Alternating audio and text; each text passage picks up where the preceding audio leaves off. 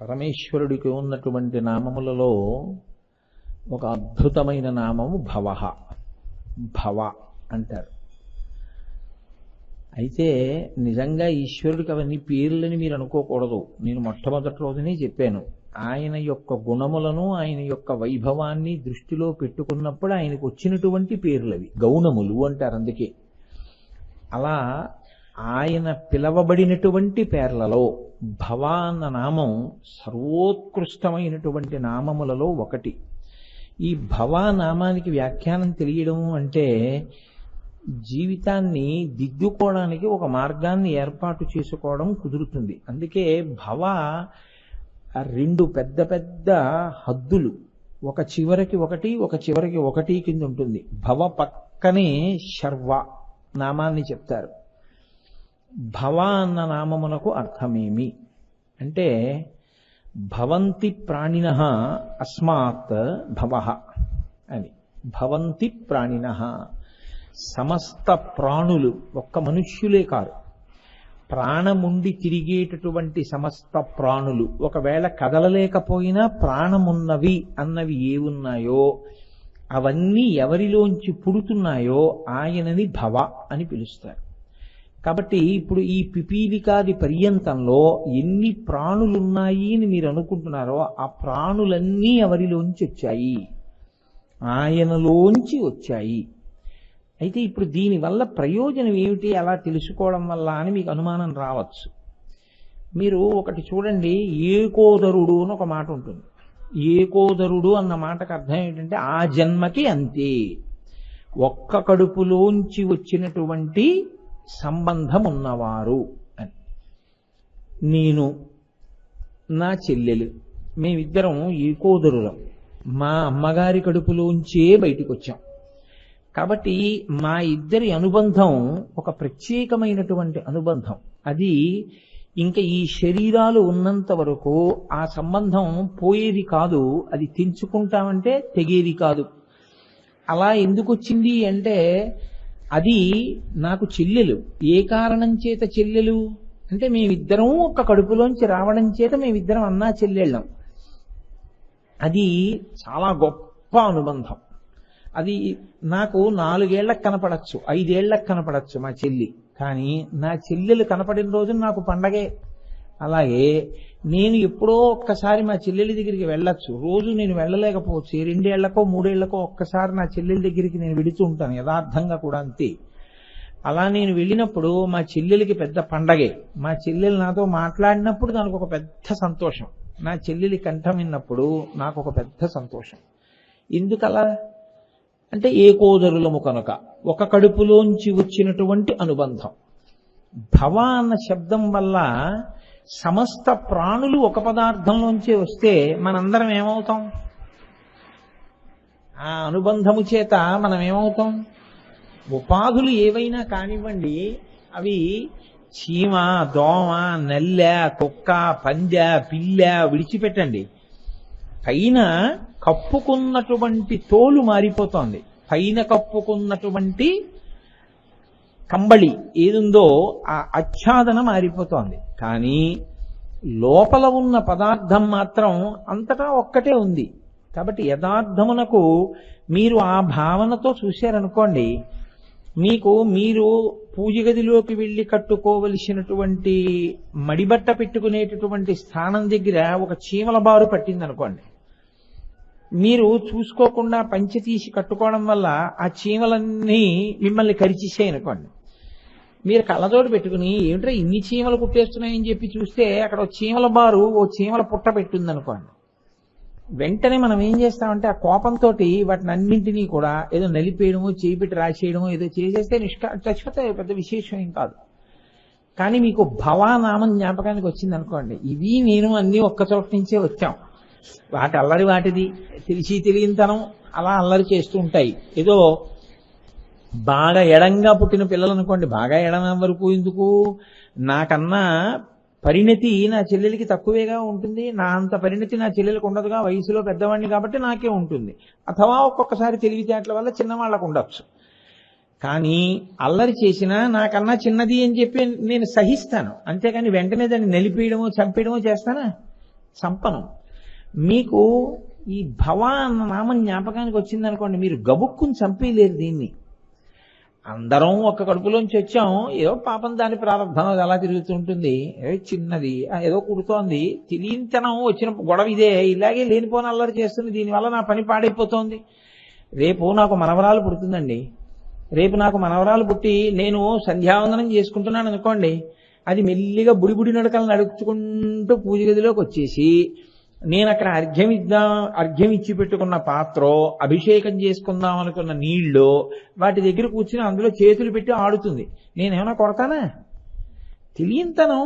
వాళ్ళ అమ్మని పిలిచి, చూడు ఇది ఎలా అల్లరి చేస్తోందో, నేను కళ్ళు మూసుకుని గాయత్రి చేసుకుంటున్నాను, ఇది లోపలికి వచ్చేసింది, ఎప్పుడు వచ్చేసిందో ఆ మన్నీళ్ళన్నీ కొట్టేసింది, ఆ పువ్వులన్నీ విసిరేసింది చూడు అని నేను దాన్ని పిలిచి దాన్ని బయటికి పంపించేస్తాను తప్ప దాన్ని వెంటనే ఏమైనా చాలా హింస ఏమైనా చేస్తానా? దాన్ని ఏం చెయ్యను.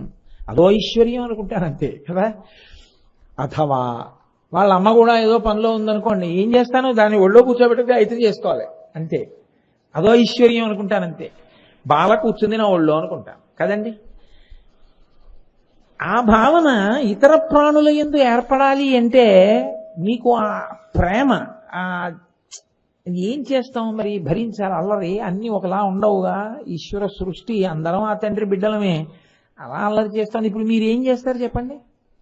ఓ కర్పూరం బిళ్ళోటి తీసి అది వెళ్ళే మార్గంలో ఒకసారి అడ్డం పెడతారు, ఆ వాసనకి ఇంకోవైపు పోతాయి, ఫోన్లో ఏటో పోయాయి కదా అని ఊరుకుంటారు తప్ప మీరు ఇంత చీమల మందు తీసుకొచ్చేసి వాటన్నింటి మీద గోళ్ల మీద జల్లేసి అవన్నీ నిస్తేజంగా పడిపోయి చచ్చిపోతే ఓ చాట్లోకి మీరు ఎత్తిలేరు. మెల్లమెల్లగా మొదట్లో తప్పలేదు, చంపేశాను అన్న భావన దగ్గర మొదలుపెట్టి మీరు చంపలేని స్థితి వస్తుంది. దేనివల్ల వస్తుందో తెలుసా అండి? మీరు సోదర సమానంగా అన్నిటినీ చూడడం ప్రారంభం అవుతుంది.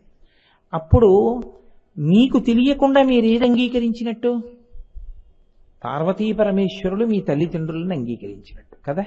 ఆ భావన సుస్థిరమైంది మీకు. మీరు అనుషంగిక ప్రయోజనంతో మొదలుపెట్టి ప్రధాన ప్రయోజనాన్ని చేరుతున్నారు. వీటి మీద అన్నిటి మీద మీకు ఎందుకు ప్రేమ? అరే మా అందరికీ అమ్మా నాన్నగారు వాళ్ళిద్దరే, వాళ్ళు దెబ్బలాడతారు, మళ్ళీని పూజ చేయడానికి వచ్చేసావు, తమ్ముడినేమో అలా కొట్టేశావు, చెల్లెళ్ళని అలా కొట్టేశావు, చూడు వాళ్ళందరూ అలా ఏడుస్తున్నారు. బుద్ధి గడ్డి తిన్నవాడి ఏదో ఎందుకు ఉపన్యాసాలు, వాళ్ళకి ఏం తెలుసు, వాళ్ళకేం తెలియదు పాపం, అమాయకులు, ఏదో పంచిలోకి వెళ్ళారు కుట్టారు, ఆ పాటి దానికి అలా చంపేస్తావా అని మిమ్మల్ని శివుడు అడిగాడు అనిపించింది అనుకోండి. మిమ్మల్ని నాకు అభిషేకాలు ఎందుకు, నీ తమ్ముళ్ళని చెల్లెళ్ళని ఆ కొట్టడం ఏమిటరా నువ్వు అని మీకు అనిపించింది అనుకోండి, మీరు చంపలేరు అప్పుడు. ఇంకా అది ఏం చేస్తుందంటే మిమ్మల్ని పార్వతీ పరమేశ్వరులతో మీకు బిడ్డడి సంబంధాన్ని కల్పిస్తుంది. ఇది వాచికంగా చెప్తే వచ్చేది కాదు ఆ పద్యం. ఇది మీరు శివుడా విష్ణువా కాసేపు పక్కన పెట్టేయండి, ఎవరిని పట్టుకున్నా అంతే. కాబట్టి కమలవాసిని మమ్ము నీలమేఘశ్యామ నీవి తండ్రివి మాకు కమలవాసిని మమ్ము కన్న తల్లి, నీ భక్తవరులంత నిజమైన బంధువుల్ నీ కటాక్షమే మాకనేక సుఖము, నీ మీది కీర్తనల్ అఖిల ప్రపంచంబు నీ సహాయమే మాకు నిత్య సుఖము, తోయజాక్ష నీ పాద తులసిదళము రోగములకు ఔషధము, బ్రహ్మరుద్ర వినుత భూషణ వికాస శ్రీధర్మ పురనివాస దుష్ట సంహార నరసింహ దురిత దూర అన్నా అదే భావన. అమ్మా అయ్యా అటంచు ఎవ్వరిని నేనన్నన్ శివా నిన్నేను సుమి, నీమది తల్లిదండ్రులటంచు చూడగాబోకు, నాకిమ్మై తల్లియు తండ్రియున్ గురుడు నీవే కాక, సంసార పుంచిమ్మచీకటి కప్పకుండా కనుమా శ్రీకాళహస్తీశ్వర. అందుకే ఈ భావన బాగా పెరిగిపోయిన వాడిని ఏమంటారో తెలుసా అండి? ఋషి అంటారు. ఆయనది ఋషి జీవితం అండి అంటారు. అందుకే ఆశ్రమంలోకి ఓ పాము వస్తుంది అనుకోండి, వాళ్ళు ఏం అలా కొట్టేయరు. ఆయన అలా అటువంటి ఉపాధితో తిరుగుతున్నారు. ఆయన కూడా నేను ఎక్కడి నుంచి వచ్చానో ఆయన అక్కడి నుంచే వచ్చారు. లోపల ఒక జీవుడు ఉన్నాడు, పైన ఇంకొక తోలు కప్పుకున్నారు. ఆ భావనతో చూడడంలో స్థిరపడిపోయిన వాణ్ణి క్రూర ప్రాణులు కూడా అలాగే చూస్తాయి ప్రేమతో. అది ఒక స్థాయిలో, మన స్థాయిలో ఇంకా అనుకరించే ప్రయత్నం చేయకూడదు. దాని యందు బాగా ఊంచుకుంటే మీకు విశ్వమంతటా అదే ప్రేమ మీకు గోచరమవుతుంది. అందుకే సనాతన ధర్మానికి ఉన్న చాలా గొప్పతనం ఏమిటో తెలుసా అండి? ఎవడు ఈశ్వరుడికి నమస్కరించడో, ఎవడు ఈశ్వరుణ్ణి విమర్శిస్తాడో, ఎవడు భగవన్మార్గానికి దూరంగా ఉంటాడో వాడి కొరకు ముందు నమస్కారం చేస్తాడు. ఈశ్వర, వాణ్ణి నీ దారిలోకి తీసుకురా, పాపం దారి తప్పిపోయాడు, పాడైపోతున్నాడు అంటారు తప్ప వాడు మూర్ఖుడు, వాడికి నీ అనుగ్రహాన్ని కటాక్షించద్దు అనరు. ఈ విశాల హృదయం ఎప్పుడొస్తుంది? మీ అన్నదమ్ముల్లో ఒకడు చాలా అమాయకుడే, ఏమీ చేసుకోలేకపోతుంటే అందరూ కలిసి వాడిని సాయం పట్టే ప్రయత్నం చేస్తారా? చేయరా? ఒకడు కొడుక్కి ఫీజు కడతాడు, ఒకడేమో మెల్లిగా నలుగురు ప్రతి నెల 400-500 వేసుకుని 2000 రూపాయల ఆర్డీ వేసి వాడికి ఎలాగో పట్టదు, అమాయకుడు ఏమీ చేసుకోలేడు పాపం, ఆ పిల్ల పిల్లమే కదా, చెయ్యాలి పెళ్లి, రేపు 20 ఏళ్ళు వచ్చేసిన తర్వాత అప్పుడు పట్టుకురమ్మంటే ఎక్కడ తెస్తాం డబ్బు, కాబట్టి అందరం తలకో 2000 కలిపి ఆర్డీ వేద్దాం పెద్దన్నయ్య పేరు మీద. ఆ పెళ్లి వయసు వచ్చిన తర్వాత సంబంధం కుదరగానే పెద్దన్నయ్య ఆర్డీ మెచ్యూర్ అవుతుంది, అది తీసి మనం చక్కగా పిల్లకి పెళ్లి చేసేద్దాం అని ఎందుకు ఎత్తుకుంటున్నారు మీ భుజానికి? మా అన్నయ్య కూతురని.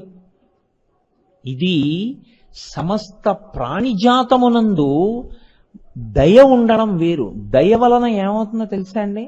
దానికో చెల్లెలు వస్తుంది, అహంకారం. దయకున్న పరిమితి అదే.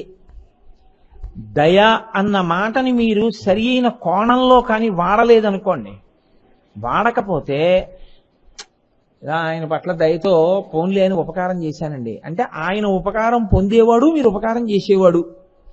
అప్పుడు ఏమవుతుందంటే మీరు చేసే ప్రతిదానికి మీరు కర్తృత్వం తీసుకుని నేను చెయ్యకపోతే వాడు ఏమైపోతాడు, కాబట్టి నేను చేశాను.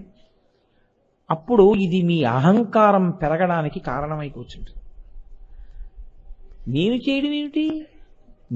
నేను చేయలేదు, ఈశ్వరుడు చేయించాడు. ఈశ్వరుడు చేయిస్తే నన్ను మధ్యలో ఓ ఉపకరణం కింద వాడుకున్నాడు ఆయన.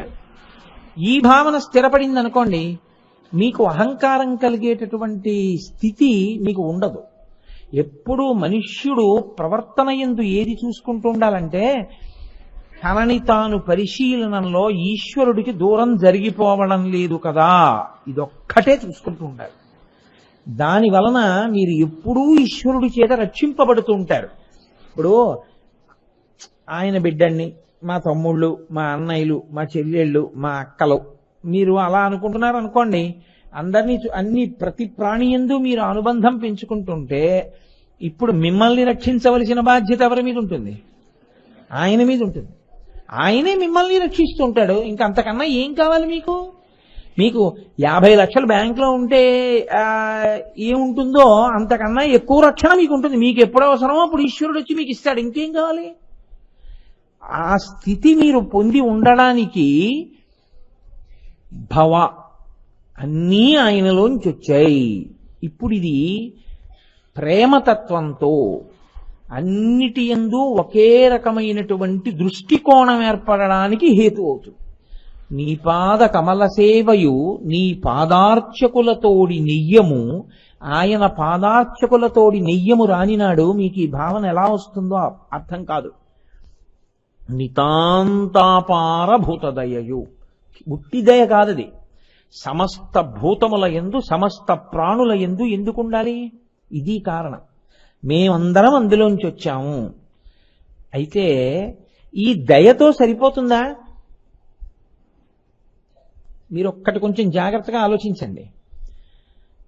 నాకు మా అన్నయ్యలు కనపడుతున్నారు, మా తమ్ముళ్ళు కనపడుతున్నారు, మా అక్కయ్యలు కనపడుతున్నారు, మా చెల్లెళ్ళు కనపడుతున్నారు. మేమందరం కలిసి ఎవరి దగ్గరికి వెళ్ళాలి? సంవత్సరానికి ఒకసారైనా మా అమ్మగారిని నాన్నగారిని చూడాలా? వాళ్ళు లేరేమో అనుకోకండి, వాళ్ళు నిత్యులు, వాళ్ళు ఉన్నారు, వాళ్ళు ఎప్పుడు వెళ్ళిపోరు, వాళ్ళు ఉంటారు. మరి మా అమ్మగారిని నాన్నగారిని చూడాలి, వాళ్ళు కనపడటం లేదు. మీ అమ్మగారిని నాన్నగారిని చూడాలంటే మళ్ళీ మార్గం ఎలా వస్తుందో తెలుసా అండి? దీన్నే కింద నుంచి పైకెక్కాలి. ఇదే సంగీతం. సంగీతం ఎందుకు ఉపాసన అవుతుందంటే దాన్ని నాదోపాసన అంటారు. సరిగమ పద నిసానిదప మగరిస, ఆరోహణ అవరోహణ. అవరోహణ అంటే కిందకు వచ్చేసావు ఈశ్వరుడి నుంచి, పైకెక్కు, కలుస్తావు మళ్ళీ. అందుకే 2 సాతోటే. అలాగే మీరు మీ తమ్ముళ్ళు, అన్నయ్యలు, అక్కయ్యలు, చెల్లెళ్ళు అందరూ కనపడుతున్నారు. అసలు మా అమ్మా నాన్నగారేరి? వాళ్ళని చూడాలని మీకు తాపత్రయం పెరిగిందనుకోండి, కింద నుంచి మళ్ళీ పైకి రావాలి. అప్పుడు ఎలా రావాలో తెలుసా? చీమను చూసి నైతి, ఇవి కాదు మా నాన్నగారు, భావం చూసి నయితి, ఇది కాదు మా నాన్నగారు, ఇది కాదు మా నాన్నగారు, నయితి నయితి నయితి నయితి నయితి ఇవన్నీ కలిపి ఎక్కడి నుంచి వచ్చాయి, అక్కడికి వెళ్ళు, ఆఖరికి ఇదే నయితి. ఆఖరికి శంకరులు అంటారు, నేను మనస్సు కాదు, బుద్ధి కాదు, వాక్కు కాదు, కర్మ కాదు, ఎవరు నేను? చిదానంద రూప శివోహం శివోహం. ఇక్కడే హృదయ కమలంలో కూర్చుని ఉన్నాడు. నీవారస్సూకవత్తన్వి పీతాభాస్వత్యనూపమా, వేదం చెప్తోంది. ఇక్కడే ఉన్నాడయా, వంగిన కమలం చివర ప్రకాశించేటటువంటి నిప్పురవ్వంత వాడిక్కడే ఉన్నాడు. వాణ్ణి వెతుకులాట మొదలు పెడితే వాడు ఏం చేస్తాడంటే, వాణ్ణి చూడాలి చూడాలన్న కోరిక నీకు కలగగా కలగగా వాడు బయట తిరగడం ఆపి లోపలికి వెళ్ళడం నేర్పుతాడు. ఇప్పుడు లోపలికి వెళ్ళడం అలవాటు. ఈ లోపలికి వెడితే ఇక్కడ దర్శనమిస్తాడు. ఇక్కడ ఎందుకు కూర్చుంటాడంటే, ఆయన నీ మనసు ముందు భక్తితో నిండి ఉంటే ఆయన ఆ భక్తి మకరందం తాగడానికి తుమ్మెదగా వస్తాడు. అందుకే రాజీవో అని భృంగీచ్ఛా నటనోత్కట కరిమదగ్రాహీ స్ఫురన్మాధవాహ్లాదో నాదయుతో మహాసితవపు పంచీషు నాచాదృత సత్పక్షస్సు మనోవనీషు నపున సాక్షాన్మదీయే మనో రాజీవే భ్రమరాధిపో విహరతాం శ్రీశైలవాసీ విభు అంటారు శంకర భగవత్పాదులు. రాజీవే భ్రమరాధిపో విహరతాం మనోరాజీవే. మనస్సనే తామర పువ్వు మీద ఆయన ఎప్పుడు తిరుగుతుంది తుమ్మెద? దాని నిండా తేనె ఉంటే, ఏ తేనె లేకపోతే దాని మీదకి తుమ్మెద ఎందుకు వస్తుంది? తామర పువ్వు మీద తుమ్మెద తిరిగింది అంటే కారణం ఏమిటి? ఈ మనసు అనేటటువంటి పద్మంలో భక్తి అనేటటువంటి మకరందం నిండి ఉంటే, భక్తి అన్న మకరందం నిండడానికి ప్రధానమైనటువంటి నామము భావ. ఇప్పుడు ఈ భావన చేత మీకు అందరితో మీకున్న అనుబంధమేమో మీకు అర్థమవుతుంది. లేకపోతే వచ్చే పెద్ద ఇబ్బంది ఏమిటో తెలుసా అండి? 3 కింద విడిపోతుంది. ఎప్పుడు ఎలా విడిపోతుందంటే, నాకన్నా తక్కువ వాళ్ళు వాడి దగ్గరికి వెళ్ళి అహంకరిస్తావు, నాతో సమానుడు పెద్ద ఏమిటి లెక్క పెట్టేది, నాకన్నా అధికుడు అసూయ. ఇంకా నువ్వు ఎలా ప్రేమ చూపిస్తావు? చూపించలేవు. నీకన్నా తక్కువ వాడైనా, నీతో సమానుడైనా, నీకన్నా అధికుడైనా నువ్వు ఎప్పుడు ప్రేమిస్తావు? ఒక కడుపున పుట్టిన వాళ్ళైతే. ఇప్పుడు భవ అలరా భవంతి ప్రాణినః, మేమందరం ఆయనలోంచే వచ్చాం. ఇప్పుడు ఇదేమవుతుంది? వాడు నీ మాట వింటున్నాడా వింటలేదా పక్కన పెట్టు. ఇది ఈ భావన యొక్క పరాకాష్ఠ ఎక్కడికుంటుందంటే, రామకృష్ణ పరమహంసని వివేకానందుడు అడిగాడు. వాడు దేవుడు లేడు దేవుడు లేడు దేవుడు లేడు అంటున్నాడు, దేవుణ్ణి తిడుతున్నాడు, మూర్ఖుడు. వాడు కూడా ఈశ్వరుడే. ఆయన అన్నారు, కాకపోవడం ఏంటి, మూర్ఖనారాయణుడను, నారాయణుడు కాడనకో. కాబట్టి ఇందులో ఉన్నాడు ఇందులో లేడని ఉండదు. ఇందుగలడు అందులేడని సందేహము వలదు చక్రి సర్వోపగతుండు ఇందెందు వెదకి చూచినా. వెదకి చూచినా అంటే ఏదో విప్పి చూడమని కాదు. ఇక్కడ నీకు ఆ భావం కలిగితే వెందెందు వెదకి చూచిన అందందే కలడు దానవగ్రణి వింటే. ఈశ్వర దర్శనం మీకు ఎక్కడవుతుందండి? ఓ చిన్న చీమ మిమ్మల్ని కరుస్తోంది అనుకోండి, మీరు దాని వంకిలా చూసి ఆశనీయ సాధ్యం కూలా, ఇంత చిన్న తలకాయ, దానిలో మెదడా, నీ నోరు కనపడదా, ఇంత నోరా, నేనేం ఎక్కమన్నానా, ఎక్కావా, నీకు ఇక్కడికి వచ్చేటప్పటికి ఏదో కోపం వచ్చిందా, ఏదో ముడతబడిందో చెమట పట్టిందో, నీకేమైనా దుర్వాసన వచ్చిందో కోపం వచ్చిందా, కొరుకుతున్నావా, ఇన్ని రాగద్వేషాలే నీకు? ఎంత అల్లరే, ఉపాధి మారింది కానీ నాకేమున్నాయో నీకు అదే లేదు, ఎంత అల్లరి ఇవన్నీ. కానీ దీనికి కదలిక, దీని కాళ్ళు, దీని నడక, దీనికి ఇష్టం, దీనికి అయిష్టం, ఇది కరవడం, ఇది భయపడడం, ఇలా అంటే గబగబా పరిగెడుతుంది. భయం, బతకాలని కోరిక. ఏం ఆశ్చర్యం ఈశ్వరా, ఇందులో కూడా ఉండి కదుపుతున్నావా అని మీరు చూడగలిగారనుకోండి, మీరు ఈశ్వరుణ్ణి చూడడానికి ఏం కావాలండి మీకు? ఇంకా ఎక్కడికి వెళ్ళాలి నాకు చెప్పండి? ఎక్కడికి ఎక్కుతారు? ఏమి ఎక్కి తిరుగుతారు మీరు? నిరంతరం మీకు కనపడుతూనే ఉంటాడు ఆయన. ఇది ఈశ్వర ప్రజ్ఞ. ఒక మహాపురుషుడు అన్నాడు వ్యాఖ్యానం చేస్తూ, ఏమయ్యా, ఓ గీత గీసి నీళ్లు పెట్టి కడిగితే ఆ గీత పోతుంది కదా, నేను పెన్సిల్ ఆ ముగ్గు పెట్టారండి, దాని మీద నీళ్లు పోసి కడిగాను, ఉంటుందా? ఉండదు, పోతుంది. ఈశ్వరుడు ఈ గీతలు గీశాడు, ఎన్ని మాటలు సబ్బులెట్టుకోమని ఎన్ని మాటలు కడిగాను, పోయే ఈ గీతలు. ఈశ్వర, ఎన్ని మాటలు కడిగినా పోని ఈ గీతలు గీసిన గీతల్లో నువ్వు నాకు కనపడుతున్నావు అన్నాడు. చాలదా? అది భావుకత, అది దర్శనమునందు అనురక్తి.